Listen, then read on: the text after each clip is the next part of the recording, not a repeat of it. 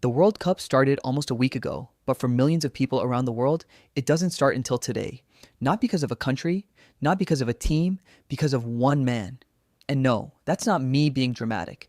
Right now, there are entire fan bases who have ignored 6 full days of football.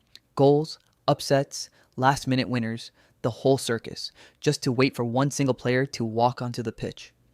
They didn't care about the opening match. They didn't care about the favorites. They've been sitting on their hands, watching the clock, waiting for today. So here's the question this whole video is about. Why do so many people skip their own national team to cheer for Portugal? And listen, there isn't just one reason. There are a bunch of them. The records, the money, the underdog story, the personality, the obsession that doesn't make sense until it suddenly does. We're going to walk through all of it, one piece at a time, and by the end, it's going to click completely. So stick with me. Let's set the scene first. The tournament kicked off on June 11th. Mexico, South Africa, big opening night, fireworks, the works. And it's been rolling nonstop ever since. But Portugal, they didn't play. Not on day one, not on day three. They sat and waited exactly like their fans did. Until today.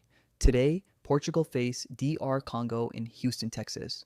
And the moment that match kicks off, a massive chunk of the internet says the exact same thing at the exact same time. Okay, now the World Cup actually begins. Here's where it gets interesting, because the reason has a name. People call it the Ronaldo Effect, and it's exactly what it sounds like. There are millions of fans out there who don't really support Portugal. They support Cristiano Ronaldo. The country is just the address he plays at. Ask them their favorite team, they'll say Portugal without blinking. Ask them why, and they'll give you one word. His name. The team is almost a technicality. Now, this sounds like an exaggeration. It really isn't. So let's talk numbers, because the numbers are genuinely absurd. Ronaldo is the most followed human being on the entire planet. Over 665 million followers on Instagram alone, more than a billion across every platform combined. Let that sit for a second. A billion. To put it in perspective, that's a lead of more than 150 million followers over Lionel Messi, and Messi is the second most famous footballer alive.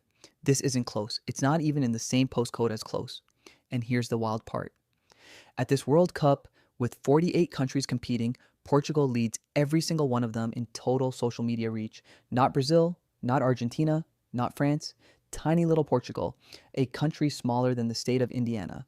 And it's almost entirely because of him. One man is out following entire nations. That is not normal. That has never happened before in the history of the sport. So the obvious question is, why him? Why does a guy from a small island reach people in India, in Indonesia, in Brazil, in Pakistan, in places that have no historical connection to Portugal at all? And this is where it stops being about football for a second. You know the type of athlete who's just naturally gifted, won the genetic lottery, and that's the whole story? Ronaldo is not that guy. The thing fans actually latch onto is the climb. He grew up poor on a little island called Madeira. No money, no connections, no famous last name to open doors. Just a kid with a ball and an almost frightening amount of determination. In theory, that story ends with him being a decent local player. In practice, he turned himself into one of the two best footballers who ever lived. And people love that story because it feels reachable. It feels earned. And here's the thing that really cements it. That work ethic never switched off. The man is 41 years old. Let that land. Most footballers retired 10 years ago. Their knees gave out, the speed went, they moved into commentary.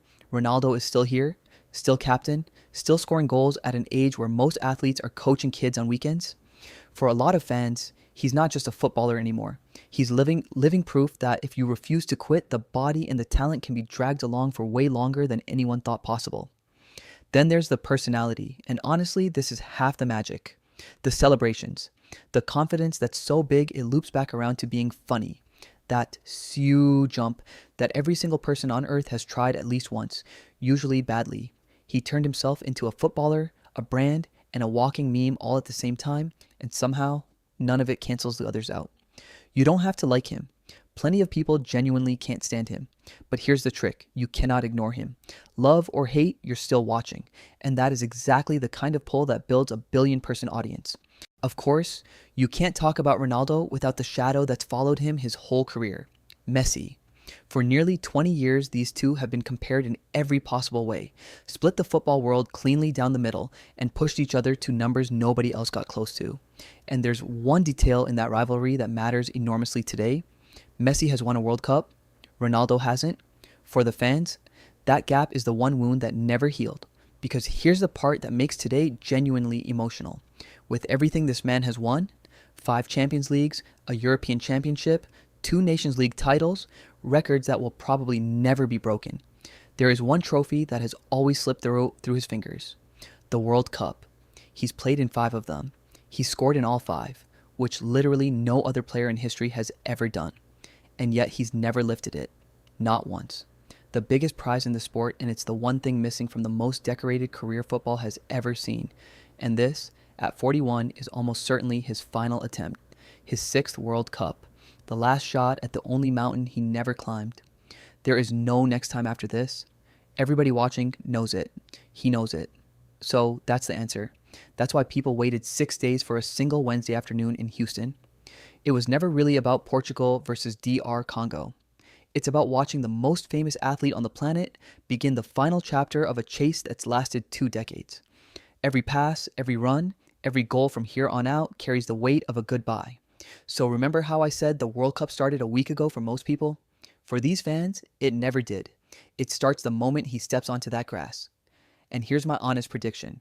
Whether Portugal lift the trophy or crash out early, this whole tournament is going to play out like one long, loud farewell. The crowds, the cameras, the chants, all of it pointed at one man taking his last walk on the biggest stage in the world. Which leaves just one question, not whether Ronaldo can win it, but whether this story is finally going to write the ending that a billion people have been waiting 20 years to see. If you want to follow that story all the way to the final, subscribe. Because if this really is the last dance, you're going to want to be in the room when the music stops.